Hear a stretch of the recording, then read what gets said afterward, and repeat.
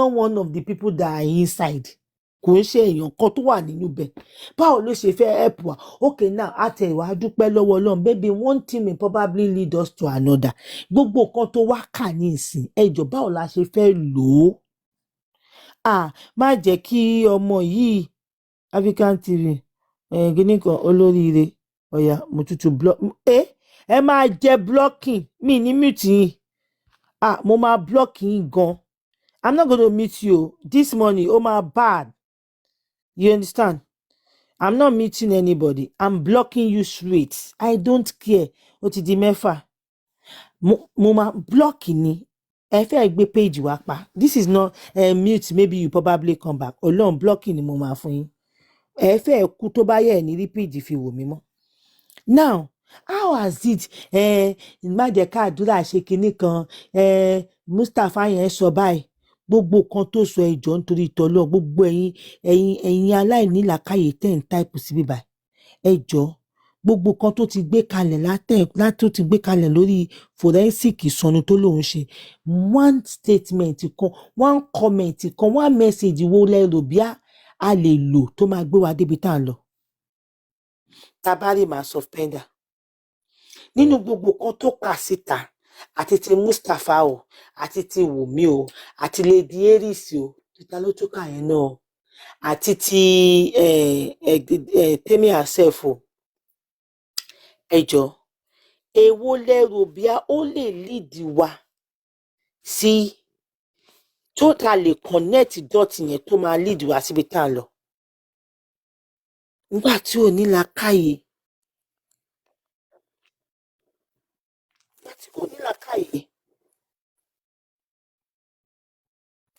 Only police is facing 250 million suit and possibly job lose because of your. Ẹ̀yin ti fẹ́ máa bẹ́ speaker. Ó tún ṣe wàhálà wọnú fóònù King White. 50-50 a lè bá tó padà báyìí nínú fóònù King White. Ṣẹ́gbọ́n. Ṣé àti ìbá? Ó ní ṣẹ́gbọ́n pa another word nìyẹn. King White àbáwọn tó bá ń bá yín kọ̀ọ̀tì kó bá yín kọ̀ọ̀tì tẹ́ bá dẹ́rì ibi tí kọ̀ọ̀tì lọ sí Fabayi ó wà bẹ́ẹ̀. Ó ní 50-50 a lè bá nǹkan tó pa Mohbad nínú fóònù King White. Kò dẹ̀ ń ṣe pé àìtí ìbá. Ìkan tó pa King White tó jẹ́ pé January ló ṣẹ̀ṣẹ̀ pa àwọn family yẹn tó pé ó bá wọn tò dáadáa. December January ló ṣẹ̀ṣẹ̀ ń bá wọn tò. Ibẹ̀ nìkan tó pa Mohbad tún wà. Kò tún ṣe Zomo pull the trigger. The military guy pull the trigger. Ṣẹ́tìrì. King White, this is defamation of character. Ẹ wá síbí báyìí Fabayi ẹ̀yin tẹ́ ń ṣiṣẹ́ fún King White. Ẹ lọ sọ́dọ̀ Fabayi last post 6/11. Ẹ lọ cut ibẹ̀ yẹn. You can add this. Wàá lò bèrè tó bẹ́ẹ̀. Kò lè ṣe pé àbá.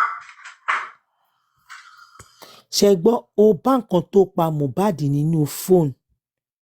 Àná dẹ̀ fi pé orí social media ló yẹ kó gbé wá kó wá máa kà síta. Does that make sense? Does that make sense àtọ̀? Ṣé rí pé bọ̀bọ́ ìgọ́líbù gan? Ó bá kan tó pa Mohbad nínú fóònù King White. Ó dẹ̀ gbé wá síta. So now ìkan tó pa Mohbad wà nínú fóònù King White. And King White tún ní F43 láti máa bá àwọn ọlọ́pàá po wèrè. Make it make sense. Kí ni wọ́n máa fi life mi wéwu? Risk my life to go that route so that this boy can get justice and he can go and be buried. You are there talking about your own shots and some sick, terrible people are now beginning to mess around and say, ìwọ Eris kan gbá ṣàtì ẹ̀mẹ̀, òun wá sí kúbà kan náà ṣe jẹ́. Ṣẹ́tìrì Eris yẹn, I will blame you. Honestly, I will blame you because I don't know. Wọ́n ní kí n má sọ̀rọ̀ o. Wọ́n ní look at the way this guy well, I beg, I don't want to talk. Just the way the guy just the rubbish you, just because, like, on top of your money, o. Ó ti ṣépè dárí o. Ti ṣépè fún àwọn ọmọ dárí. Tell me one single thing you have done to this country, Nigeria, that has made it better. Tó bá sọ Kí bàbá tiẹ̀ tó kú, ó ní tell me one single thing that you have done to this Nigeria that makes it better. Kí bàbá tiẹ̀ tó kú, kí ló ṣe sí Nàìjíríà? Àti ẹ̀fẹ́ kan tó ṣe sí Nàìjíríà, kí ló ṣe sí ara èèyàn ọmọ? Torí bàbá ẹ fail lórí ẹ Yomi. Bàbá ẹ ò tó ẹ náà. Tí bàbá ẹ bá tó ẹ, you not be doing, ó ní máa constitute nuisance bí ṣe ń ṣe. Bàbá ẹ fail lórí ẹ. Honestly. Nǹkan tí Yomi wá ń sọ níta. My sis, good morning, I greet you. Nǹkan tí Yomi wá ń sọ níta. Ó fẹ́ kó máa applaud ẹ fún silly job tó wá ṣe yẹn. Ẹ jọ nítorí tọ́lá start to be corrected. Ìkan wo ni bọ̀bọ́ yìí ti kà jáde nínú fóònù? Bí a kò dẹ̀ tí ì kà, ó ní nǹkan tó pa Mohbad pé wà nínú fóònù ẹ̀. Bí àyìnbẹ̀ yẹn la dẹ̀ máa dé. Then why are you wasting people time? Why táwọn ọlọ́pàá ò ṣe make use of it? And they handed that phone over to him just like that. Máa lọ ọmọdọ̀ rere má padà wá mọ́. But wọ́n mọ̀ ibẹ̀ yẹn ti close, ọ̀rọ̀ yẹn ti close o. Though the guy was angry pé àbọ̀ ṣe mú òun kíní kan because his lawyer was like, tẹ́ ẹ̀ rí any proof, kò sí kankan tẹ́ fi gbé bọ̀bọ̀ yìí tó fi dèrò court tó fi dèrò detain rí kankan. But wọ́n ní kò sí problem ọ̀rọ̀ tiwa. Ìgbà tọ́lọ́run máa ṣe é tó máa play into their hands. And ó dẹ̀ ti fẹ́ fi fóònù yẹn lẹ̀ o. King White ti fẹ́ fi fóònù yẹn lẹ̀ pé kí fóònù yẹn máa lọ, but King White ò mọ so many things password. His bank password, his TikTok, his email, gbogbo nǹkan password kò mọ. All those stuff were just open on his phone. Now the same sim tó yẹ kó tún fi retrieve King White náà wọn ò tún mọ̀. Sọ pé jẹ́ kí n kúkú lọ gba fóònù mi gbà because ó ń lọ bẹ̀ kan fún wọn. Kọ́ ń lọ bẹ̀ kan fún. He was going there every now and then. So ó wá ní láti gba another route tó jù wọ́n lọ pé wọ́n á bèèrè pé why are you holding these people's phone? Why? For what? Torí tó ṣe máa di fóònù ẹ̀ mú. Ó ní ó kó fóònù sáwọn lọ́wọ́, ó wá fi password sí. Ìní fóònù mi ń lo password láti ìjọ ìnà. Mi mọ̀ pé máa wá mú mi mo ṣe fi password sí. You could have just asked me for the password and I will give you. What stopped me from giving you the password? If you have anything to check on my phone, I have been using password before you arrested me. So you never asked for my password. Ó wá sọ fún ọ pé fóònù tó wà lọ́wọ́ àwọn password wà ńbẹ̀. Wọ́n wá bẹ̀rẹ̀ pé ṣé o béèrè password lọ́wọ́ ẹ̀ ni? Ọya fi password sí ìwò kan tó fẹ́ wò. Ó wá ń wo fóònù, wá gbé fóònù sókè. Ó lo time. The lawyer got angry at some point. Ó yẹ ká ìjọ máa wo fóònù ni. Kí ló ń wo fóònù ní fóònù tó ń rẹ́rìn fún? What are you laughing about? Meanwhile, gbogbo bó ṣe ń ṣe rádaràda yẹn, ó wá ń send kan sí Yomi. These people were there, ó wá ń send kan sí Yomi. Ó wá rẹ́rìn. Bí mo bí ìgbà tí kan ṣe, I don't know, mi mọ̀. Because on their part, man, wọ́n careless there. But me too, wọ́n sọ pé wọ́n careless because Ọlọ́run fẹ́ kí Yomi play into his hand in it because he was not happy with the arrest and the way everything went. But àwọn kan sọ pé kó dákẹ́ kiri kankan kan dákẹ́. Ọlọ́run kàn fẹ́ kí lè play into his hand in it. Now you said the only reason why he sent those stuff was to tell you that they've done their job. As who? To who? Who the heck are you? To ask the policeman to arrest your fellow citizen, then give you the information on his phone. Who does that? On what ground? So tí bá fẹ́ mọ̀ kan tó wà lórí phone anybody sí, kí nǹkan tí ẹ̀kọ́ tẹ́ 2 million so fún ọlọ́pàá, ó máa gbé sí orí fóònù onífóònù fún mi. I think ṣé wọ́n ti ẹ̀ máa tẹ 2 million, but bí i 1,500,000. Á dẹ̀ lọ arrest àwọn èèyàn lọ́fọ̀, á dẹ̀ gbé gbogbo orí fóònù wọn, á dẹ̀ bẹ̀rẹ̀ sí forward ẹ̀ sí mi.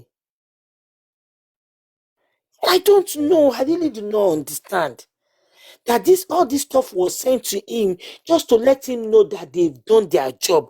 What kind of job is that?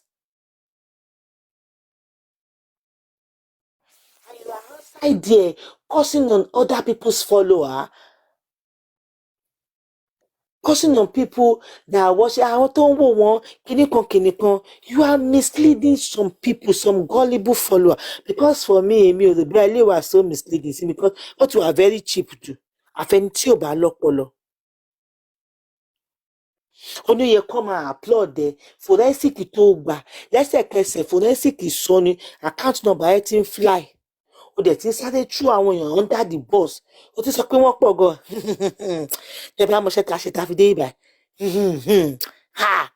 àṣé gbogbo iṣẹ́ ta ṣe àwọn kan bàjẹ́ you were exaggerating it and you see this enabler yìí what is this called olórí ẹbí ṣẹ́ẹ̀rí o òun nìyẹn ẹ̀yin critical thinker o critical thinker yín o àti bàbá yín o rí forensic gbé wá láti ìjọ I was at work ara mi ń bù má ṣọ mi mú fóònù kejì lọ bí iṣẹ́ mo fẹ́ jáde pé what are you talking about mo tún ní àbí kí n gòkè lọ bá àwọn pípé yìí wọ́n lè ní ẹjọ́ pé mfm ní tí òun mi ní tí mi nọ́sẹ̀nsì ní tí báyìí ni mo ní jẹ́ kí n maintain ara mi mo ṣáà lọ́jú délé ńjọ́ yẹn mo tètè close mo sá wálé pé ṣé ẹ rí o òun náà ti gbé forensic jáde yìí o nǹkan kan tẹ́yìn ò rí ṣe láti ìjọ́ yìí o ṣé ti rí àwọn ìwà míì kan wà tá a wù lórí platform yìí tó yẹ pé tá a bá pàdé ra wá face to face ojú àgọ́ la máa fi wora wá ń gbà mí pa ìwọ yìí tún gọ̀ sà ẹ̀yin tún gọ̀ mà àwọn ìwà wèrè kan wà tá a ti wù lórí bí o ẹ jẹ́ ká máa lọ. image of this country ṣé mi àti ìjọ wà sáà wù ni. Do you know how far I've represented the image of this country? Can you keep quiet and stop blabbing? Abiru aláìní tújọ ọkùnrin wọlé ó ní ṣé mi àti ìjọ wà ń ṣàwáwù ni ní àwọn tó ń fún ẹ lówó oúnjẹ tẹ wá ń já mọ́ra yín lọ́wọ́ 7,000 to 2,000. Do you know how much is that here? $1 $2. Láwọn tó ń fún yín lówó tó ń fún ẹ lówó mọ́tò tó ń dáwó fún ẹ oníṣẹ́ àjọ wà ní ṣàwáwù ẹjọ́ nítorí tọ́lọ́ kí ló ń pè ní ṣàwáwù ní Yorùbá àwọn tó lè nù ẹ́ pa tó lè rà ẹ́ pa. ó dàbí pé mo ti fẹ́ máa misplace priority mo ti ń lọ síbi tó yẹ kí n máa lọ àwọn iṣẹ́ Lady Aries làwọn iṣẹ́ àwọn Lady Aries ló yẹ kó ṣiṣẹ́ ìfún ara wọn àbí guys are you guys getting me you know ó dàbí pé mo ti ń lọ ibi tó yẹ kí n máa lọ jẹ́ ká máa gbọ́ ṣò lọ ó dàbí pé ó ti fẹ́ máa get into me too much iṣẹ́ Lady Aries ni kí àwọn Lady Aries dá wọn lọ.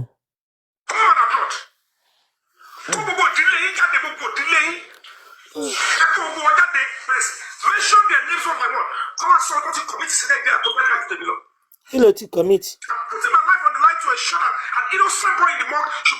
I'm putting my life on the line. Like, how do you do that? Like how? With your money or what? You are extorting people. Ń gba owó lọ́wọ́ àwọn èèyàn. Ń fọ́ọ̀dà àwọn èèyàn. Bàbá yìí ò lọ́pọlọ lọ títí o. Ẹ kí wọ́n gbé lọ́jọ́. Mo face the commissioner of police, mo face IG, mo face àwọn ọlọ́pàá tó snitch. So why are you not scared of them now? Mo tún ká ẹgbẹ́ òtí, you are a double agent. Lady Aries tó bá ti wù yín kẹ́ máa dá lọ. King White and the sick people that are trying to aid and abet you, they are trying to evade the fact that ẹ̀kọ́ fọ̀rọ̀ ṣáàtì sílẹ̀. This police officer came on live to confirm that yes, the suspect King White said you told her that. He said he now. Only this policeman came online. Now I get to correct it for the last time, guys. Certainly, King White was so pé Lady Aries sọ fóun. Mi mo wá tí Lady Aries fi gbàgbé show yìí. Lady Aries was on my platform. I think that day I played it for everybody. Lady Aries was on my platform when Lady Aries talk about mo play fún yín jẹ́ King White ò dẹ̀ kúkú ṣẹ́ mi o. Àgùntàn ṣọ́lò mi ò ṣẹ́ mi o. Kíní kan torí pé báyìí ni o. In fact, 800 and something la no. Now, King White took that to the policeman. Pé wọ́n àwọn tẹ́ ń bá mi fa kíní fún wèrè. Ṣé gbọ́ pé wọ́n ní mi ò ṣe wọ́n. Ṣé gbọ́ ìdí tí wọ́n ṣe fẹ́ mú mi. Wọ́n ní who is this? This is Lady Aries saying this on somebody's platform. Now, tí bá fẹ́ sọ pé okay, ìkan tí Lady Aries ṣe fún àwọn kíní kan kò dáa. Kò yẹ kí n sọ àárín yẹn. Me, I don't do that. I need to make it clear. No, mi kì í ṣe bẹ́ẹ̀. Mi kì í fẹ́ pa àwọn ọ̀rọ̀ tí ò nítumọ̀. Lady Aries never went to King White. Okay, gbé jáde níbi tán ti sọ ó yá wèrè ni. Ṣebí mẹ́sẹ̀jì wà lọ́gbẹ́ àbínú kọ́ọ̀lù ló wà ni. Ṣé forensic kò involve audio call gbogbo ẹ̀ ni? Lady Aries never went to King White to tell King White that eye báyìí lọ ní ká fi ṣe eye báyìí. Contrary to what you are saying here, láti máa make it look like a snitch àbí kankan. Lady Aries said it on a live show. Mo play fún yín jọ yẹn. If you don't mind, I can still play it again. I have it on my show. I have it and we cut it out. I did not even record it, that it is when it was needed. I have to go to the date of that show and I brought it out. And the guy just want to show you that, whoa, wọ́n ní kò sí kan tí mo ṣe o. But the only reason why they arrested me, they are after me, it is because of this. And this is the money that was spent. Pé ṣé nítorí owó tó ń fún yín lẹ ṣe fẹ́ bà ayé ọmọ àdúrà yẹn jẹ́ àtayé àwọn. You know? I did not have to defend this. But for those of you that do not understand, it can be put there. Bye. If you don't mind, I can still play it. If I can play it 100 times. I have it on my both phone. Where Lady Aries said it. So irọ́ lọmọkùnrin pa. Tẹ́ bá ti lọ tẹ̀lé, tẹ́ bá lọ Yomi ó lè tàyàn. Imagine Yomi coming online saying that àdúrà wa ń di ẹsẹ̀ bàbá mú, ó wá ń bẹ̀bẹ̀, bàbá wa lọ kékeré kọ̀kìnì, ìkan tí ò ṣẹlẹ̀ rárá. Àṣé òótọ́ gan ti hàn sí Sammy Jojo àti Lady Aries. Pé àdúrà was released that very day. Mo dẹ̀ mọ̀ pé number one, ó ní right sí bail. Number two, ìgbà táṣìṣe ti gún wọn tó ti jẹ́ kí wọ́n gbá ọmọ yẹn. Torí pé ọmọ yẹn ti ń yíwọ́ pé ara ẹ̀ ò fẹ́ yá, wọ́n pé iṣẹ́ illegal làwọn ṣe yìí, kankan máa gbọ́dọ̀ ṣe ọmọ ẹ̀. And meanwhile, even King White tó sùn bẹ̀ gan, wọ́n jẹ́ kọ̀gá lọ lé wọn ní ọ̀gá fẹ́ sign paper, ọ̀gá wọn ti ṣe tán, kìnnìkan ẹlòmúṣọ tí wá ṣe gbá ọ̀gá fẹ́ sign títí tí wọ́n fi ìdílé tó fi jẹ́ kọ̀gá gbẹ̀yìn kù lé lọ. You understand? Èmi ò ní purọ́ fún yín. Ṣé kí láti jẹ́ èmi ò kí ń sọ gbogbo orúkọ báyìí? Mo kàn máa ń wí torí kan tó ń sọ Lady Aries irọ́ ni. King White tó sọ pé Lady Aries sọ fún mi. Báwo ló ṣe máa sọ bẹ́ẹ̀? Okay, tó bá fẹ́ sọ pé Lady Aries sọ fún òun, ṣebí wọ́n máa gbé mẹ́sẹ̀gì lọ àbí proof of conversation.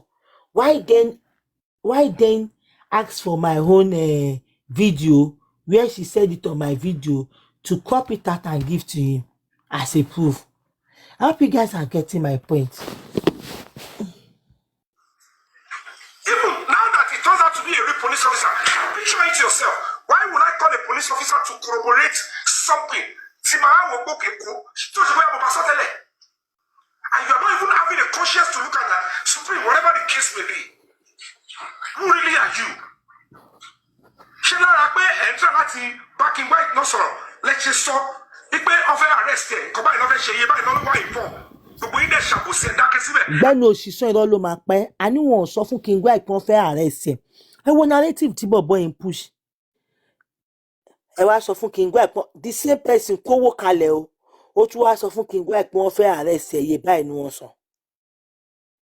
Can you imagine?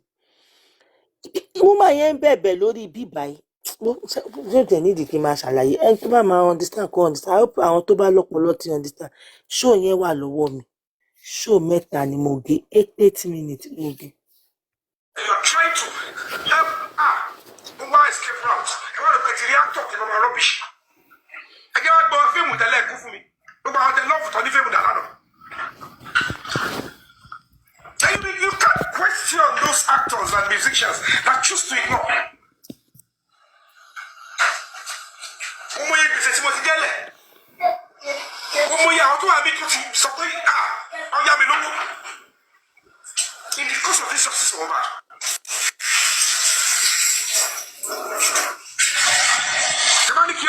Ṣé mo pé mo sọ fún yín pé yáwó pa nǹkan reach out sí mi? Ṣé rí pé ó ti confirm ẹ̀? Ó yáwó. Sọ fún wọn pé òun máa dáwó padà. Àwọn kọ̀ọ̀kan wà tóun kárí tóun fẹ́ kí ìgboro mọ̀. Up till now as we speak, bọ̀bọ́ yìí ò dáwó padà ó tiẹ̀ ta sí kan pé báwo ló ṣe máa sórí tóun ń ṣiṣẹ́ ni yóò dá wọn ló fẹ́ máa bá wọn flirt. tí bá ṣàkàn tí ó bá jẹ́ deficit wà ṣe tí bá ní mo jẹ gbèsè ẹ̀rí ok wọ́n ní ṣe bẹ́ẹ̀ NGO ẹni an NGO can delve into a project and you run into debt you face it yourself èmi ni màá lọ wá pàṣẹ wá deficit. Enough of all this nonsense. It's enough. It's enough. I am at the stage I have written to the president of Nigeria. And I've been able to come out to tell him the truth, what they are planning behind it with Mohbad. You see, only he has written to the president of Nigeria. Ṣe láti yẹn ló fẹ́ gbé lọ ó ti rí pé kíní ìtìfẹ́ máa bọ́ mọ́ òun lọ́wọ́ ó tún òbí a president of Nigeria lè help òun. They have been planning to use the death of Mohbad láti what are you talking about? Àfi tí president of Nigeria ò bá gbọ́n nìkan ló kù. You go soon borrow from IMF. You are the best. Okay. Invite ni sẹ́. Oh my God, ṣé àpá? Ṣé gbọ́? Òun ti sọ fún wọn pé àfi tí ṣé Tinubu ló fẹ́ máa bá taró àwọn géèmù ṣe. Ó yẹ pọ́wọ́ òun ti bọ́. Ó wá rò bí apá òun lè lọ gba ibi gúngùn kan. Tó máa fi rò bí àti tí wọ́n lọ ṣe. Ṣé ẹ gẹ́ẹ̀tì kan tó ń ṣe yẹn? Ṣé ṣèyí dẹ lóhùn? Ṣèyí ò dẹ lóhùn náà.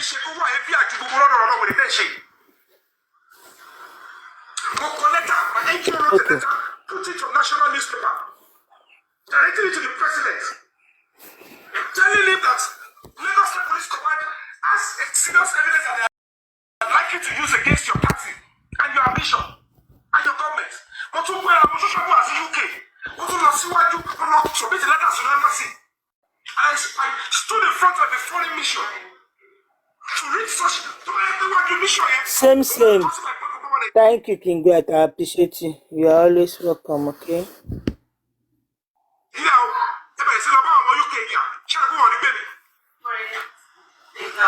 So you think I will write a letter to the president of the country as an actor in foreign land? What you do so you embassy to Kabuto and Weto? Shiri like Benny. What was it? I went to Zone 2. They said the case has been transferred to gbogbo èyí tẹ́ ń dọ́gbọ́n tẹ́ ṣe bẹ́ẹ̀ pẹ́ ń tẹ́lẹ̀ mi tẹ́ ṣe bẹ́ẹ̀ pẹ́ ń support mi tẹ́ ń jẹ mi lẹ́yìn ẹsẹ̀ báyìí máa jà ọmọ yín lẹ́sẹ̀ nìyẹn nǹkan sẹ́ yóò láyé mọ́ ẹ yóò jẹ́ kankan mọ́ nínú ayé mọ́ ẹ fèsì bẹ́ẹ̀ ṣe ń jẹra yín lẹ́sẹ̀ bẹ́ẹ̀ ṣe ń ṣe rọ́rọ̀ ẹ̀ ṣùgbọ́n tẹ́ ẹ bá jáwọ́ lórí rọ́rọ̀ tèmi. Tí wọ́n bá ti ń fi iná rà lóko bí ọlọ́pàá yẹn ti ń pè pé kí la máa ṣe sọ̀rọ̀ yìí ọ̀dà ìpá àwọn pípé yìí tí wọ́n bá ti ń fi iná rà lóko tí ó ti ń gbọ́rùn irun sunsun ẹ máa rí tó máa ń ké bẹ́yìn. Mohbad ti wà níbi tó wà mi ò ṣègbéraga pé mo jùlọ lọ́jọ́ orí mi ò ṣègbéraga pé ẹ kò ṣáà lè sọ thank you. Ẹ bá rò pé ohun tẹ́yìn máa fi orúkọ for 20-something years ẹ máa build irú owó ẹ tó ti kú sínú ẹ̀yẹ lẹ máa wá kiri nínú owó wèrè tẹ́lẹ̀ wá kiri. Ìwà àríwó ti ń fẹ́ wá mi ìgbọ́ pálí nìkì lọ jókòó sí Amẹ́ríkà mi ìgbọ́ pálí nìkì lọ jókòó sí UK àbí kí n jókòó sí Canada màá jókòó máa ní ẹ̀kẹ́ wọ́n á ṣe wọ́n máa fi gbogbo ẹ̀mí mi lẹ̀ ẹ̀ wọ́n báwọn ya Mohbad àti àdúrà ẹ̀ ṣé mo yóò gùn tó fún àtàkì mímẹ́ ẹ̀. Tẹ́gbọ́ ṣé mo ọ̀kọ́ tó.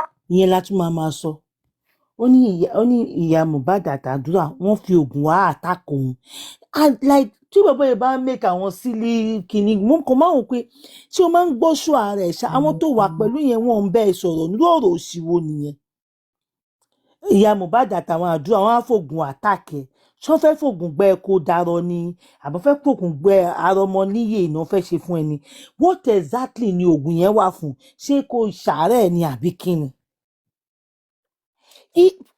Pain seriously pain ni o and tó bá ti ń fi iná ra ní kinní báyìí tó ti ń fi iná ra ní kinní please forward the video ma you want me to forward the video mo rò bí ẹni ni King White mo rò bí ẹni ṣé kò tún sí lọ́wọ́ yín mọ́ ni àbẹ́jú tún sọ́nù ni ẹ lọ wo last chat lọ.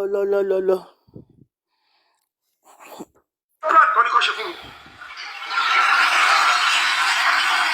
ojú lásán lè ṣe wọ pé pẹ̀lú bẹ́ẹ̀ pariwo tó fún ọmọ ṣe yí ẹ̀ wọn ò arrest anybody gbogbo àwọn tó ń block yìí wọn ò ṣe kọ́kọ́ orí ẹ̀rí kí n gbàṣẹ fún àkọ́tù àmọ́láwà àkọ́tù. ó kọ̀ wá waste time wá ń bí báyìí ni King White wà ń court Dàmọ́lá wà ń court àdúrà gbogbo wọn wà ń court ẹ jọ nítorí tọ́lọ́ positive impact wo ló ti ṣe lórí justice please phone positive impact wo ló ti ṣe lórí justice up to now as we speak. Okay, check it. Ó wà ń bẹ̀ now. Go and check our chat tipẹ́tipẹ́ ó wà ń bẹ̀. Ó wà ń bẹ̀. Lórí the other one yẹn, ṣé ọmọlúwàbí àwọn ẹ ṣáà wo mẹ́tẹ̀ẹ̀ta ẹ̀ máa rí bẹ́ẹ̀. Ó wà ń bẹ̀ now. Go and check up. Àbí wọ́n ti delete ẹ̀ ni? You know I send it to you then. Ṣé wọ́n lè lọ delete ẹ̀ lórí fóònù yín o? Ọ̀rọ̀ tó bá delete ẹ̀ wà èmi ò delete ẹ̀ ó wà standby. Ó yẹ kán tiẹ̀ ka ṣáàtì wá jáde. wọn kàn ti ṣáwọn tí ó súnmọ́ tó ń blọọkì justice ọba ní àbáwọn tó kọ́ orí títì. àwọn kan máa tọ̀ yìí wọ́n ní òkè wọ́n gbé dání kò tí ì gbélẹ̀ ṣẹ́sẹ̀kẹsẹ̀ ló ń gba justice. gbogbo etí wọ́n ti ń ṣe láti gbé ìwọ tó ní wọ́n gbé nítorí wọ́n gbé nǹkan dání ṣé bí wọ́n náà dá sí ìwọ tó ní kí ni Yomi gbé dání ìyìn tí wọ́n dá sí kí ni wọ́n ti mú jáde bẹ̀. Because you deceive them that it is automatic. Until what is ṣètò. Some people within Lagos State Police, some people in Lagos State government, pẹ̀lú gbogbo family, wọ́n ti sọ pé ibi ká fẹ́ kẹ́ gbé kéèsì ẹ̀ gbàrí. Deceive the public with this story. Àwọn dé láàrin tí gbogbo yìí ti tẹ̀lé story yẹn, ẹ ti pín ayé sí each of the family members. You've given them your resources. Mo wá dé and I'm trying to divert it back with my life. With my name, with my career. And I know that certainly they will rubbish me. One thing don't tell me, and I'm enduring it. And everybody keep thinking it's a game. Let's call Yomi, let's rubbish him. Anyway, they tell you, Nyawaju Kolo Supreme competition, say me. Toba wa Nigeria go to back call, Chelu Ele Sokoko Tie, Eko and go with the tension. Chama, tell me about every on TikTok about them, but I can know social media. Share the big White Nation, let me to them, show where. Kilo Panachel, see where she could just be a couple of nígbà tí mo rí pé èèyàn gidi ló ń bìrì tó ń clap on mo kọ́kọ́ lọ fẹjọ́ ẹ̀sùn pé aláyé ọ̀gá wọ́n ní ọmọ ìyọmọ yìí ni ẹ̀wọ̀n bóyá bèbí pọ̀ èrè. ẹ̀wọ̀n ìgbàyọ̀ kọ́ wá jókòó ń gbé wèrè sàmì jójó olú kí ni gbogbo orí burúkú yìí. Because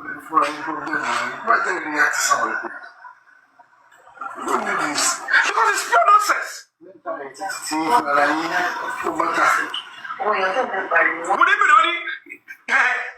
Àwọn yẹn sọ fún pé kọ́ máa stress ara wọn kọ́ máa ṣe kinní kan fẹ́ gbé sẹ́yìn díẹ̀. Some people in Lagos State government pẹ̀lú gbogbo family wọ́n ti sọ pé ibi tí a fẹ́ kẹ́ gbé kéèsì ẹ̀ gbàrí. Deceive the public with this story. Ṣé mo gbé sẹ́yìn àbí mo gbé sáwájú?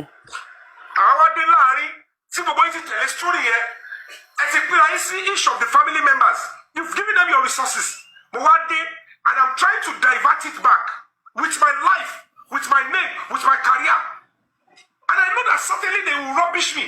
One thing don't tell me, and I'm enduring it. And everybody keep thinking it's a game. Let's call Yomi, let's rubbish him. Anyway, they tell you, Nyawaju Kolo Supreme competition, say me. Toba wa Nigeria go to back call, Chelu Ele Sokoko Tie, Eko and go with the tension. Chama, tell me about every on TikTok about them, but I can know social media. Share the big White Nation, let me to them show where. Kilo Panachel, see where she could just be a couple of nígbà tí mo rí pé èèyàn gidi ló ń bìrì tó ń clap on mo kọ́kọ́ lọ fẹjọ́ ẹ̀sùn pé aláyé ọ̀gá wọ́n ní ọmọ ìyọmọ yìí ni ẹ̀wọ̀n bóyá bèbí pọ̀ èrè.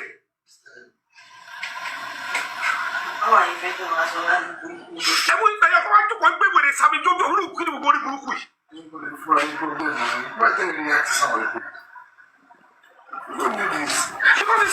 ẹgbẹ́ ní sọ̀njọ́ kí n pàtó tó kù. Ẹgbẹ́ tí ni Nare give you opportunity, you have messed up with wrong person in your life. Ta ló ń bọ̀? òun náà sọ náà kọ́kọ́ lọ fẹjọ́ sùn.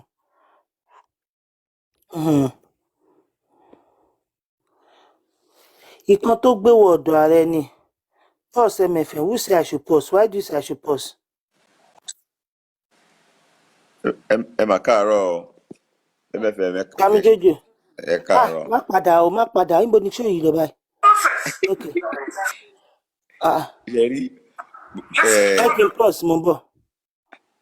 mi ì mọ̀ tó wà ṣẹ́rọ̀ àwọn tó ń tẹ̀lé Yomi àwọn ọlọ́mọ máa ba ayé ẹ̀jẹ̀ tó bá dẹ̀ ti ba ayé ẹ̀jẹ̀ tán wọ́n máa padà lẹ́yìn. Ayé ẹ̀ wọ́n ti bàjẹ́ tán.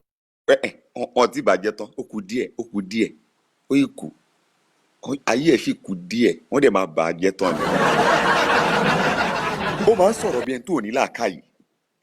Anybody can write anything against you. If I decide to write a petition against you, èmi ni máa fèsì ẹ kò ń ṣọ̀wọ́n kò sí they are saying kìnnìkan. It is my name. I am using my name to fight you. Kò ní sẹ́ǹsì. And then bọ̀bọ̀ yìí he has multiple petitions waiting for him.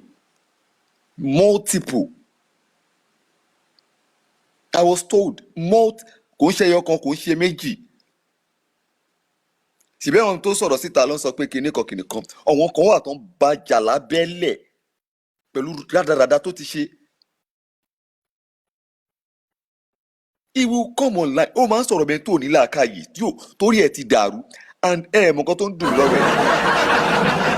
Òun sọ̀rọ̀ àwọn tiẹ̀ máa pè mí ní pé kí n jọ nítorí Ọlọ́run ọ́fíìsà yẹn tiẹ̀ ti fẹ́ ṣe kìnnìkan Yomi kò fẹ́ ba títí ẹ̀ jẹ́ ni but òun yìí ló fẹ́ ba ayé ọlọ́pàá yẹn jẹ́ ó dẹ̀ fi pé ibi tó ń wà yẹn safer f lòún wà and it's not safe. It's not safe. Ibi tó wà òun ṣe you are not a British person ò níwèé visa ló ṣì ń lò tó bá dójú ẹ̀ tó bá dá ẹ wọ́n máa dá ẹ padà ni wọ́n máa dá ẹ padà. Ayé ẹ ṣẹ̀ṣẹ̀ máa wá bàjẹ́ tán gbogbo wọn tó ń tán yẹn pé àná bí ìyàwó expander lọ bá ibi tó ti ń pariwo òṣì ní pé kó calm down kó rọra kó calm down.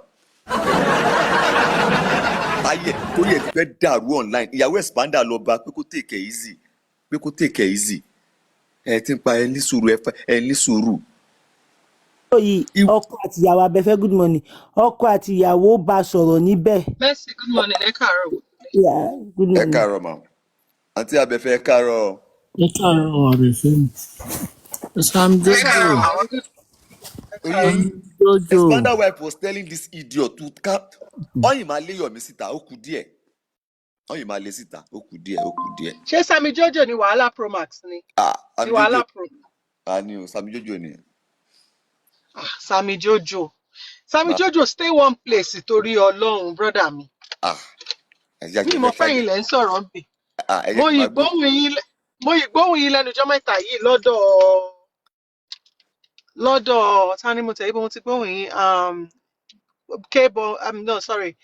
bossman àbí bossrat. Okay, ọ̀dọ̀ bossman.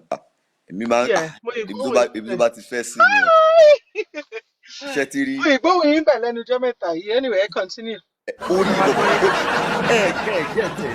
Orí I don't know. School is not a scam.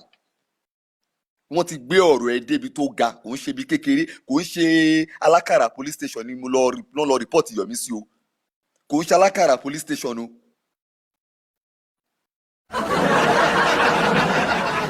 And Mr. Rotexam Mr. Rotexam comment section funny part ni pé ó bà ayé ọlọ́pàá jẹ́ ó ń bà orúkọ wọn jẹ́. People are now pointing, see what Yomi is doing to our Nigerian forces. Ó tó ṣe ń ridicule wọn. Yomi jókòó online. Ó ń ṣe blab. Ó ń ṣe bele. Ṣó fi pé mi ni mo fẹ́ bá òun jà ni? Ṣó fi pé àbẹ̀wọ̀n kan ló fẹ́ bá òun jà? For the fact pé ó jókòó sórí live, òun pe ọlọ́pàá, òun damage image wọn. Talking about money, talking about phone forensic, nǹkan tí ò lè ṣẹlẹ̀ all over the world tó ń ṣẹlẹ̀ tí Nàìjíríà wò pé òkè ṣé bọ̀bọ̀ ìfẹ́ báyìí wàá jẹ́ tán ni ṣó fẹ́ kí ló ń dé tó ń rí dínkù ọlọ́pàá báyìí ó ń jókòó síbi kan ó ń ṣe blé. Ìyẹn Sami Jojo yẹn kìnnìkan common sense ẹ ò sọ fún. You know, the funny part is because maybe we did not read the whole of the petition to him to know the content of it. To know the content of it. When you are talking about you did a phone forensic that is not even, which is not a phone forensic, to wá parọ́ tó tún fi gbowó lọ́wọ́ àwọn èèyàn. Tàbí ẹ kó gbogbo ẹjọ́ pẹ̀lú evidence. This is not about pé evidence wà, video recording gbogbo ẹ láti play fún wọn. Ṣètìrẹ́lẹ̀.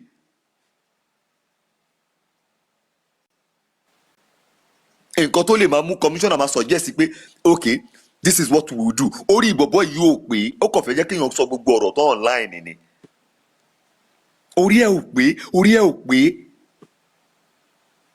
Wọ́n máa ní you lay your life where wo, you put your life down for who? For who? Yomi will be the only first activist wey I go see wey dey run for arrest. Òun ni number 1 tí máa rí activist wey dey run for arrest. Òun ni number 1 activist tó gbẹ̀yìn sá lọ. Number 1 activist tó gbakú tọnu sá lọ. Our boss online I'm a cap. Àwọn arìndìn kan tó ní làákàyè ẹ̀rí tó ṣe fún Mòńjọlá náà ní ṣọ́ọ̀bù ẹ̀ lánàá.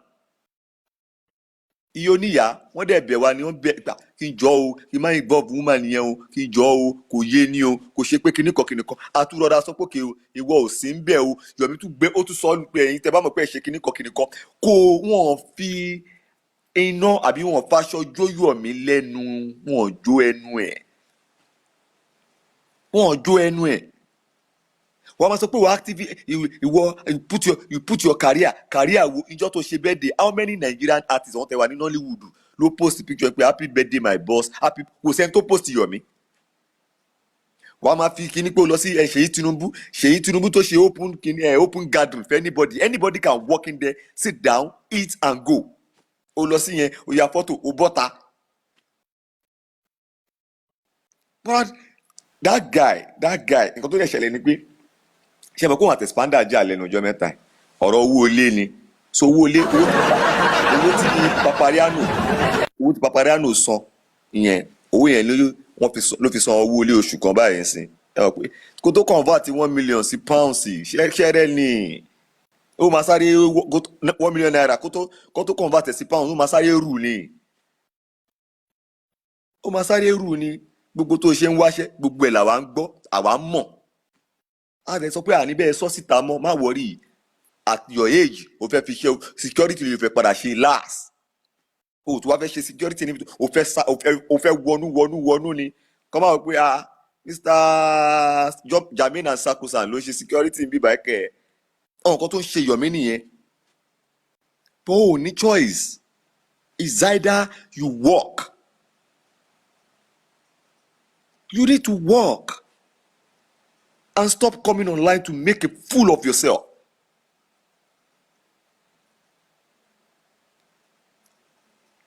Why online? I don't get it. You came online, you lied. So for the fact that some people now decide, we fed up of your lies. You can't just be lying to the public. Only one bush.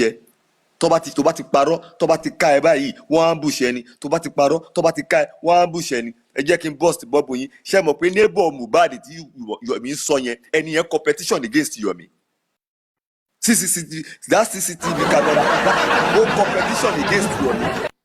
Mercy fún wa ní èwo ni ẹ̀rín tó ń rìn bọ̀. Because I don't want to. La fẹ́ jàre.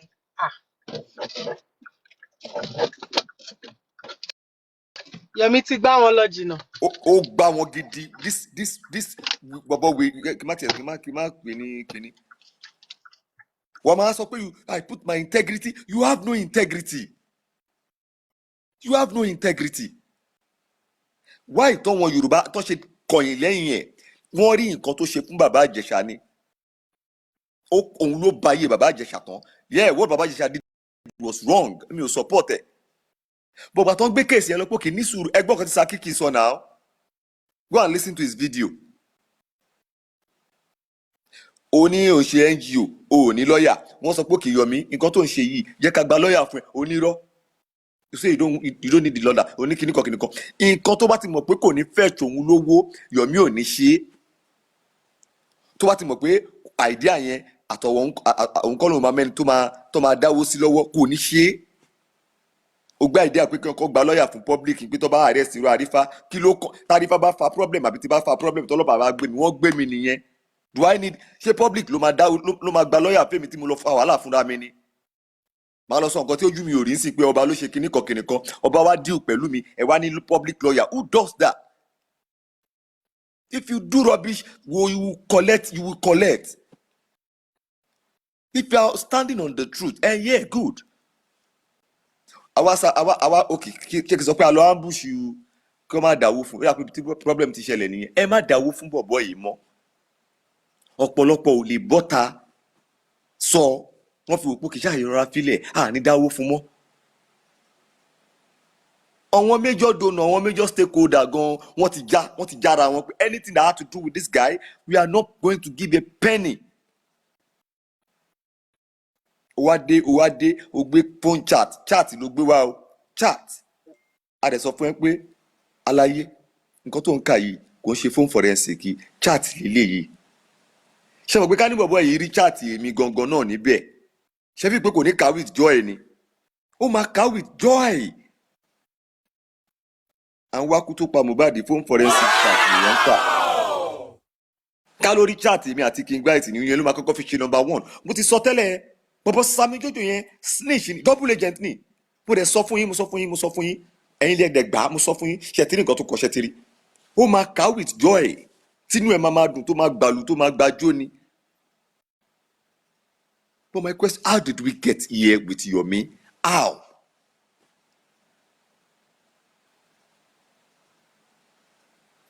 Kí n jọ ọlọ́pàá yẹn ó ní family ó ṣe pé kìnnìkan kí tẹ bá rí gbogbo voice call àtoríṣiríṣi tó kàn send sí mi kí n jọ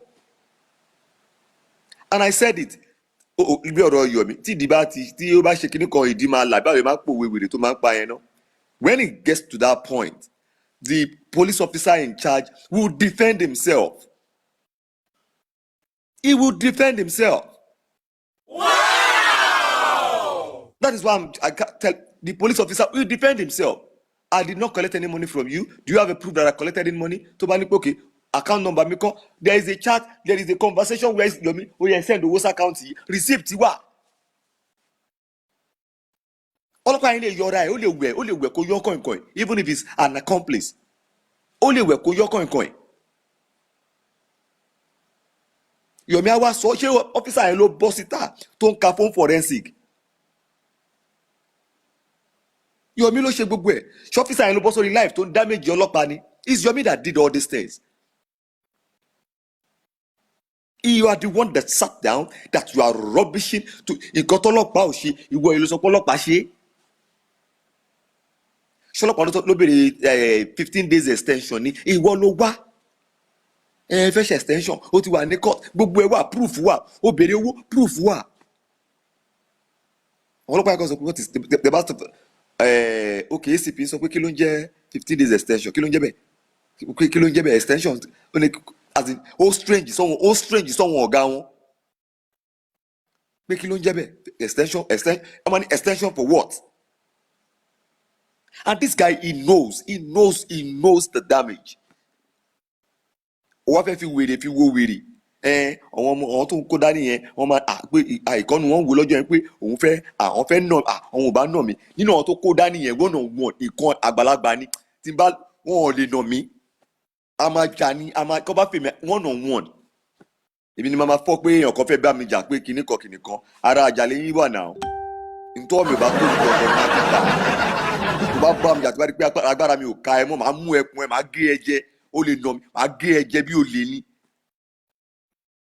màmá sáfọkùnrin ẹgbẹ́ mi kan àwọn wèrè tó ń kó káàkiri àwọn agbèrè ẹ wá mọ fọ́ ní pàtì yẹn tí mo bá yé Yomi ti bàjẹ́ pátápátá o máa wá sọ online o máa náà wọn bodyguard àwọn tó ń tẹ̀lé ẹ kiri àná àwọn ẹ̀gbọ́n àdúgbò àwọn ẹ̀gbọ́n tẹ́bi gan pa wọ́n tẹ́bi ń pa wọ́n ni Yomi máa ń kó káàkiri àwọn ẹlẹ́gbọ́n àdúgbò àtàgbèrú bọ̀bọ̀ kan tó yẹ pé iṣẹ́ àgbèrò ni àlàyé á tẹ̀lé mi àwọn ló máa ń kó kiri wà wá online wà máa form àtìgbà tó ti ń ṣe kínní ẹ sọ Nollywood actor wo ló sọ pé Yomi ó kú iṣẹ́ Nollywood actor wo ló sọ pé Yomi you are doing a great job.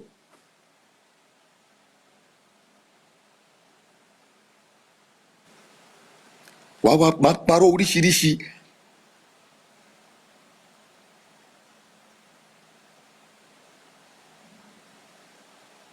wàá máa parọ́ wàá máa kíníkan gbogbo dandan yẹn don't worry èmi I will say something ẹ̀yin tẹ́ bá jẹ́ títí ẹ o ẹ pass message fún Yomi ò níwèé tó dẹ̀ ṣe ń finá sí i lèmi láìkí kó máa finá sí dáadáa. If the Nigerian police is fully ready at the today 70%, wọ́n deport yàrá ya ẹ̀. wọ́n gbogbo nǹkan tó ṣe yẹn wàá wá sọ ń bíbà ẹ̀. Nigerian police can work with any police in the world. They can work with any police in the world. And one thing I will tell you this, gbogbo ẹ̀ tẹ́ ń support ẹ̀ sọ fún Nigerian police will save their image because of what Yomi has done. They will save their image. They will save their image. Because he has actually destroyed their image. Yomi is showing to the world that Nigeria, níbo ni kò sí corruption. Níbo ni kò sí corrupt police, níbo ni ò sí. Níbo ni ò sí bad, níbo ni kò sí. Mo sọ pé Sami Jojo yẹn kìnìkan àwọn tó ń rún ẹ orúkọ mi ló wà nínú petition níjọ́ tó bá ti gbé ìyá ẹ mo máa fèsì ẹ. You have said it. If I go kìnìkan ọmọ arrest mi ni ọmọ ṣe pé kìnìkan. I have been to this for what.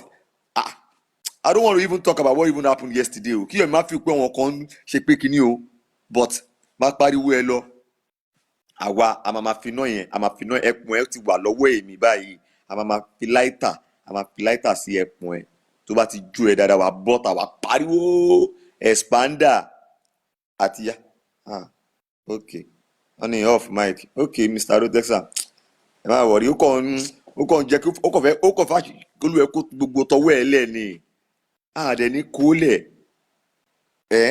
ó wà surprise báwo la ṣe mọ̀ pé ọ̀dọ̀ expander lòún gbé báwo la ṣe mọ̀ pé ó wà tẹ̀ expander jà ẹ rí i pé kò ń lè defend ẹ ni akọ̀fà wò pé báwo àwọn pípì ṣé wọ́n tún ṣọ́ kò yẹ Yomi ibi tó worst dé tàbá fẹ́ ṣe fún ẹ a lè sọ oúnjẹ tó jẹ lálẹ́ àná wà máa wò pé àbí ìyàwó ẹ má wọrí very soon. Jansi a ní wọ́n gbà bọ̀dé a ní wọ́n lè ambush so fóun. ambush yìí náà ni ambush ó yìí máa padà sọ pé ẹ tó gbà bọ̀dé fóun gangan níyàwó expander ẹ má wọrí ẹ jẹ́ kàn wọ̀nyẹn lé síta ẹ sì máa gbọ́ ẹ ṣáà máa wo ẹ máa wo ibi tó ń lò dáadáa o ẹ máa lọ wo angle ilé yẹn kò yé yín ẹ máa lọ wo angle ilé yẹn ẹ wo corner tó ń lò. Sami Jojo. Sami Jojo brother mi má bínú ọ̀rọ̀ kan wà tó rú mi lójú nínú ọ̀rọ̀ tẹ́ ń sọ yẹn ni mo fẹ́ bẹ̀rẹ̀ kankan. So ṣé pé Nigerian police nísìn wọ́n ń deny pé àwọn kọ́ ló fún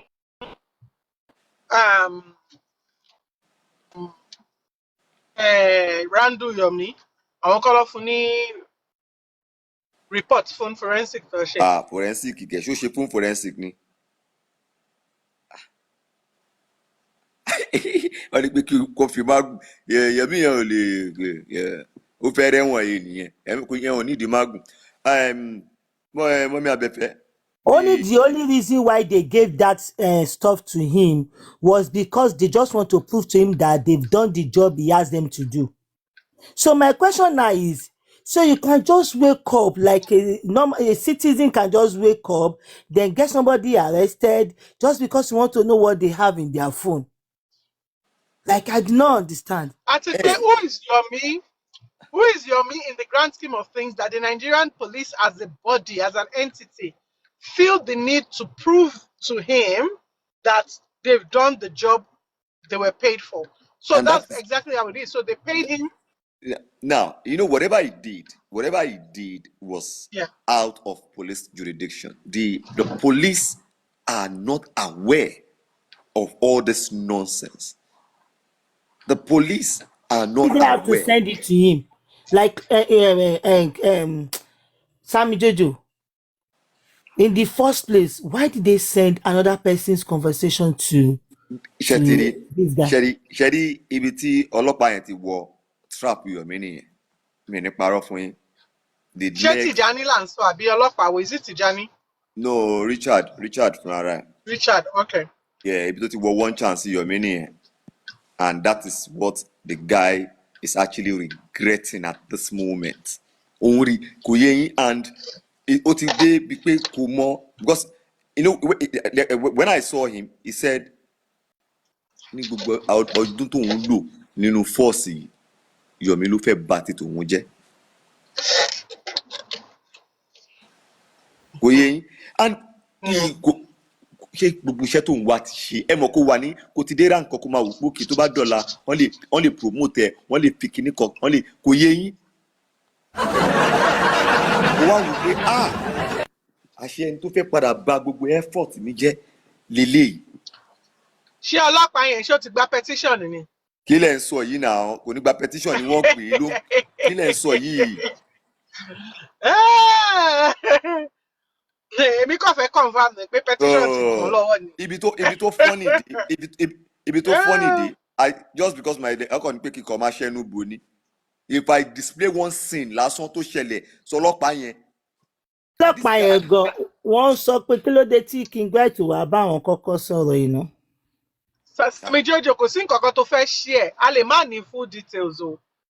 But ṣe mọ̀ pé ìgbà tó gbé King White àtàdúrà ṣe mọ̀ pé àwa la ṣiṣẹ́ yẹn, àwa làwọn ń bẹ̀ láwọn òbí kíní yẹn ṣe ń lọ. Ẹ jẹ́ kí ṣe rí mọ́mí Abẹ́fẹ́, kò sí nǹkan tó ń lọ tí mi ò mọ̀. Gbogbo ẹ̀ pátápátá, kò sí tó ṣe ń lọ tí mi ò mọ̀. Mo ń sọ pé ìjọ tó gbàdúrà gangan ọjọ́ yẹn ló fàdúrà lẹ̀. Na that same day, àdúrà refuse. Ó sọ pé òun ò ní lọ. Ṣebí hold on, ṣebí àwọn èèyàn sọ pé ṣebí a gbọ́ pé àwọn kan sọ pé rọ́là ń pa pé wọ́n yìí ṣe àdúrà mọ́lé, wọn release àdúrà lọ́jọ́ yẹn. Àdúrà ló sọ pé òun ò ní lọ tó wọn bá ti fi King For White. those of you who were here, to anybody who had the opportunity. Wèrè yìí. Sammy Jojo, any sùúrù brother mi. For those of you who had the opportunity to listen to us that period they were picked up. If you remember that I said it here that they had released Adura, but Adura insisted. They said, "Òun ò lọ bí kankan tó bá fi King White lẹ̀, tó bá tí wọ́n mọ́lé kọjọ tí àwọn mọ́lé ni." Ṣé ẹ mọ̀ pé Sammy Jojo side wọn ló wà at that time? Ṣé rí pé confirmation ẹ̀ ní ẹ̀ ń gbọ́ yẹn. So sometimes when people say something and you people come out and say, "Àìrọ́ ló ń pa," there's no point arguing because, like it or not, it is what it is. People will believe what they want. And when he himself knew this, pattern yẹn ló fi wá extort àwọn èèyàn. Lọ́wọ́ wọn 1.1 million fún extension and everything. Ó ní wọ́n handcuff àdúrà lọ sí police station, kó ẹ lọ sí hospital. Handcuff ẹ wo Yomi eléyìí tó tiẹ̀ ti ra yìí o drop price market. Tó bá bọ́nú ẹ̀ ṣé òun lọ́kì. Kò lè bọ́nú ilé, kò lè bọ́. Advice ti máa fún ẹ ni pé kò má wà Nàìjíríà, but advice lèmi fún ẹ o, but ọlọ́pàá máa ṣe advice tèmi ni o, but ọlọ́pàá máa ṣe wọ́n á gbé ìyá ẹ̀ wá sí Nàìjíríà. Interpol will get involved.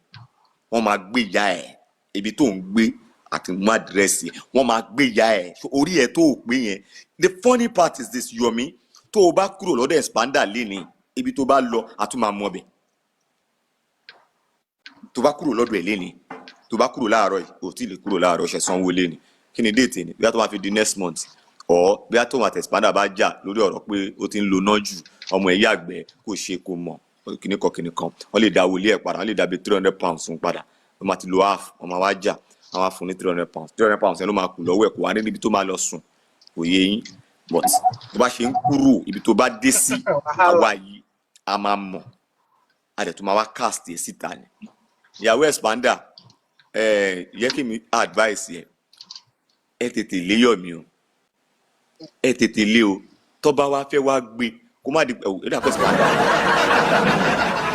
expander man ó níwèé. So Yomi, èmi láìkí ẹ máa jam ńlá lọ tó yé ẹ fi gbogbo ohun tó bá ti mú ẹ ní kò sọ. ohun tó bá ti wùn ẹ́ ni kò sọ. I put my life on the risk. More funny part ni pé this guy ó máa ń wò bẹ́yà pé life òun wà superior ju life any other person lọ lórí J4M ṣá. Yomi ìwèrè yìí tó ń béèrè lọ́wọ́ mi pé kí n jọ Sam Jojo jọ fẹ́ béèrè question kan lọ́wọ́ ẹ jọ please be honest with me. Mo ní pé kàwé ó ní àwọn tó fẹ́ wá pa àwọn gbà yẹn ní pé ṣé mo mọ̀ wọ́n rí ṣé mo mọ̀ ń pa ẹ̀ ẹ̀bẹ̀ mo tó pé olórí burúkú ni bọ̀bọ̀ ẹ̀ olórí burúkú ni bọ̀bọ̀ ẹ̀ lórí irọ́ lórí irọ́. And sórí Yomi gbogbo nǹkan tí òun endure yìí it is Supreme that helped you to this point. Supreme Crunchy Queen àwọn tó help because èmi ò mọ̀ pé mi ò like irọ́. Sammy Jojo, if I say this máa jù mí under the bus. I have been under the bus right from the beginning of J4M. mo dẹ̀ ṣì wà under the bus èmi kò fẹ́ kúrò under the bus ṣé lórí app yìí under the bus yẹn mo like ẹ̀.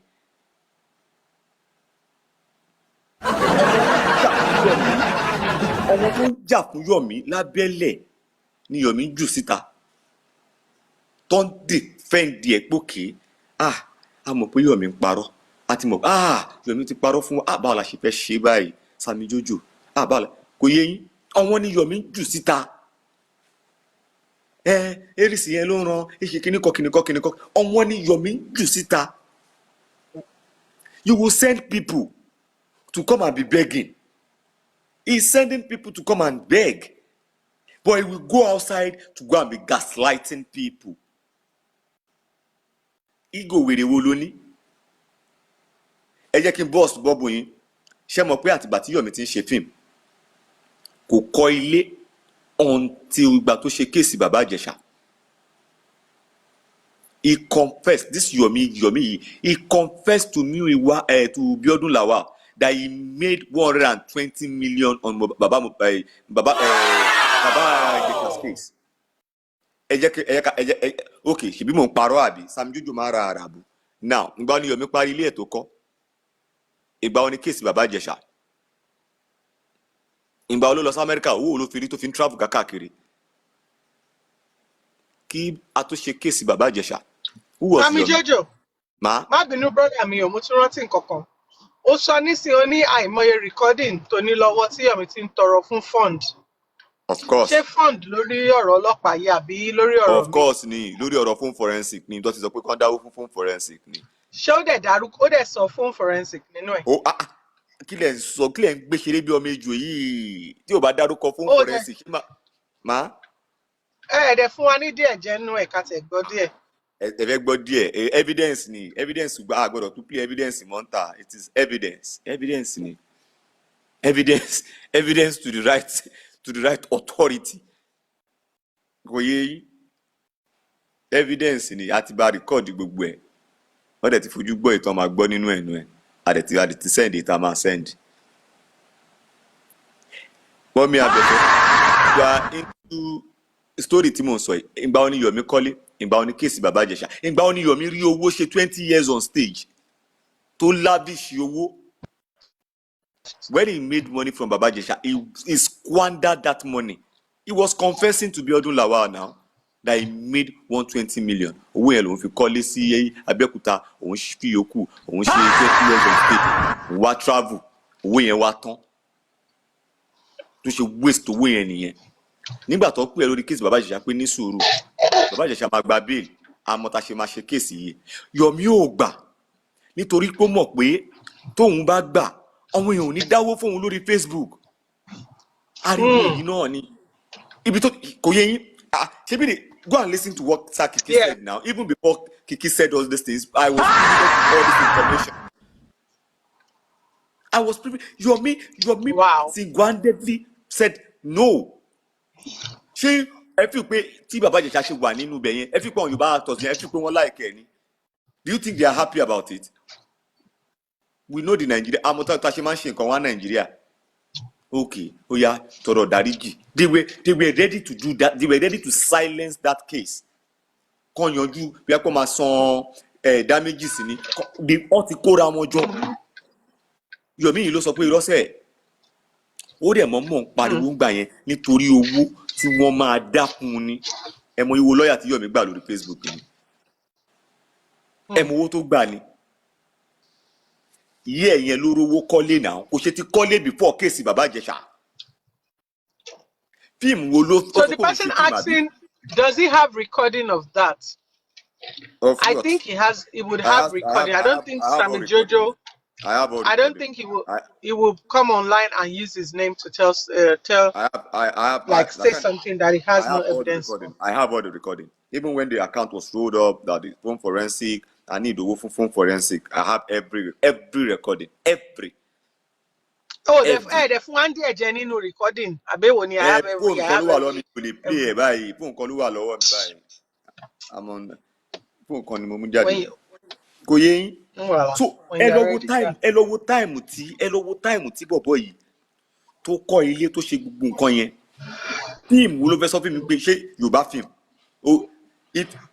kó tó lè blow nínú Yorùbá fíìmù bí a ò ta fún Netflix Yomi ṣe fíìmù tó wọ Netflix rí àbówọ Prime gbogbo fíìmù yẹn pátápátá ẹ lọ́wọ́ ẹ jẹ́ n boss gbogbo fíìmù Yomi pátápátá lórí Facebook lórí YouTube kò sí èyí tó lè generate pókè $15,000 ṣá so how many views ló ní how many views kò sí àfi tó bá ṣe fíìmù tí fíìmù yẹn bá wọ bí 1 million view tó bá ní 1 million view I think that is 15,000 I think about that 1 million view about be $3,000 I guess that was calculation here I think 1 million views is about $3,000 gbogbo fíìmù tó ti ṣe láyé ẹ̀ àgbègbè ìgbà yẹn náà kẹ̀dẹ̀rẹ́ ó tún fi owó tó tún make nínú owó bàbá Ìjẹ̀ṣà ó tún fi ṣe fíìmù síta ńgbà yẹn náà fíìmù yẹn náà ò tà náà ni fíìmù ẹ̀ wo ló ti ṣe tó jẹ́ pé ground breaking ni.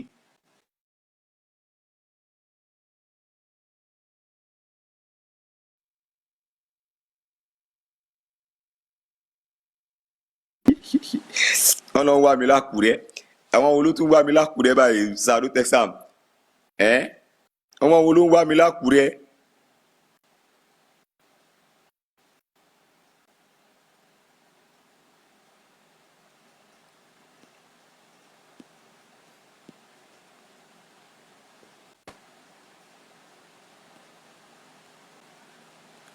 àwọn kan wọ́n kàn jókòó online wọ́n kàn kí ló ń pè mí fún mi.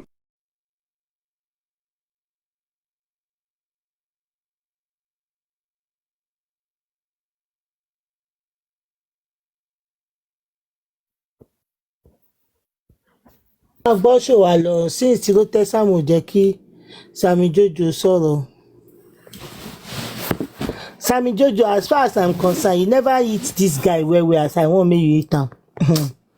You never touch am. Omo, he's coming out for you again. Never hit am as I want make you hit am. Like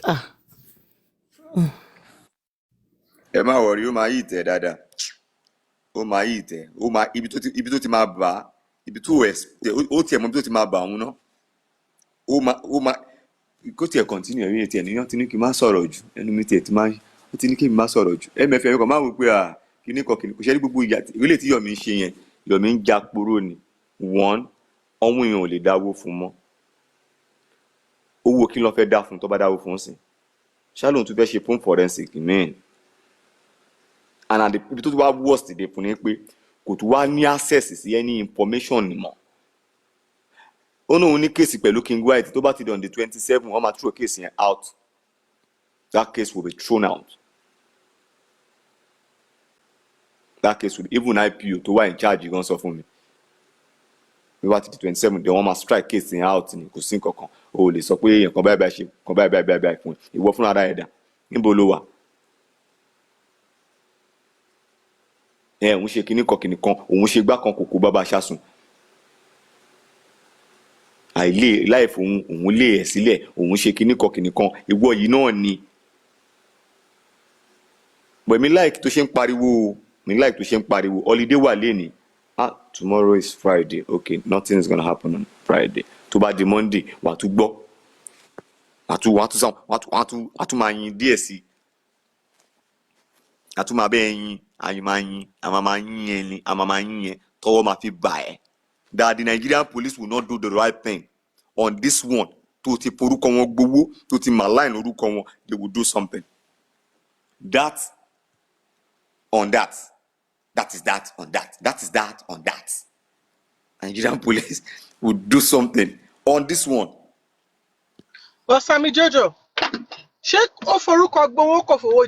because from my understanding, and especially with everything that you said, he collected these donations, these funds, for a phone forensic to be done.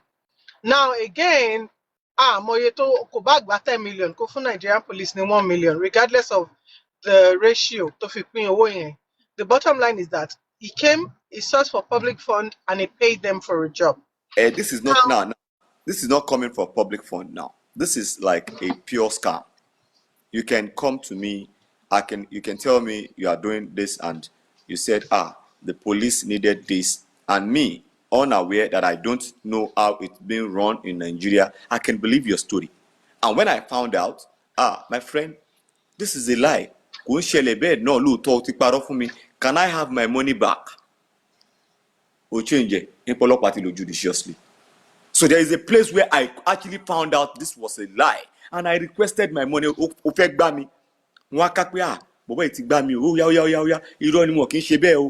I need my money back. So these things actually are kind of like over recorded. Yeah, but Sammy Jojo, when it comes to the matter of the phone forensic and the public fund, auto sought from you guys, of course, who again are the public, to phone forensic. My question is, they want to pick him up on what basis? On the basis of more than or because hold on, my brother, because there's evidence that he paid them for a job and the job was done and they delivered to him. The delivery that was done to him is to give him people's private conversation, bridging somebody's rights to privacy and confidentiality. So what will he be sued for by the Nigerian police? It's going to be, I won't be saying how many count charges, but number one, for using the name of the force online to solicit for fund, for using painting the Nigerian, because it will be total log phone to support phone from Nigerian police here, and phone to be the law walili. It will come and prove to go phone. I want be the phone lower. It will come and prove where Nigerian police asked for phone to do a phone forensic, and that alone is like a stigma. You know, the funny part is this: can't people concealing Ibadan? So he used the name of the force to solicit for fund under false pretense. Under false pretense, yes. And that's number one. That's an allegation. Yes. However, you see that allegation here will fly if indeed that phone was not given to anybody in the Nigerian police force. And the truth is this, man. That phone was never given to anybody in Nigerian police force. So he's in trouble. In the case of that, Irunye is definitely in trouble because you have used the name of the Nigerian police force to solicit for fund under false pretense for your own personal gain. So in here, our attempt is some form of theft, either stealing by trick or whatever they want to call it. Yes. Now, when it comes to the phone forensics, I have my reservations. Whether he collected 10 million and gave them 1 million, whether he collected 1 million and gave them 100,000, he gave them a job to do. They failed in their duty by giving him somebody's phone conversations with several people and coming online to read it in the way that he did. They failed. The police said they never did a phone forensic. They never did a phone forensic. And Yomi that claimed that the Nigerian police did a phone forensic and they gave him a copy, dent the image of the Nigerian police, and the Nigerian police only themselves can redeem that image. You know, when Sammy Jojo, when King White was picked up, right? It was picked up by people from the Nigerian police force, from our understanding. And from that point of pickup, that was when his phone was taken from him. And from the point that his phone was taken from him up until maybe 2 or 3 weeks ago, his phone was with the Nigerian police.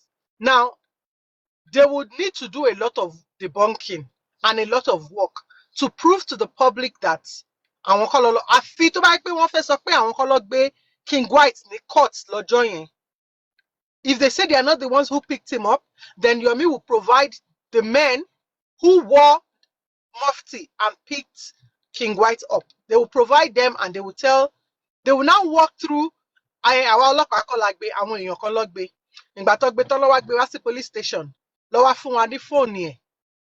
There's a lot of discrepancies in. If the Nigerian police are not involved or they are not showing interest, ọlọ́pàá tó wà involved is at a stage of panicking at the moment as we speak.